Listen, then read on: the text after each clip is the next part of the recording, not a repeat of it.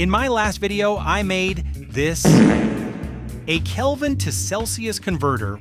Today, I'm going to change just one line of the code to convert it into a kilometer to mile converter.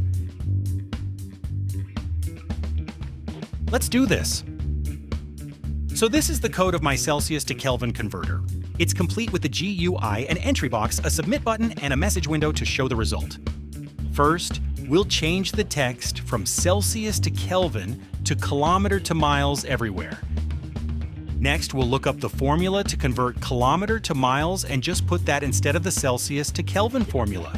We can also change the background color of the window just to make it look better, but to avoid the window from turning out like this, we gotta change the color of the label background as well. Now it's ready. Our very own kilometer to miles converter built by changing only a few lines of the original code.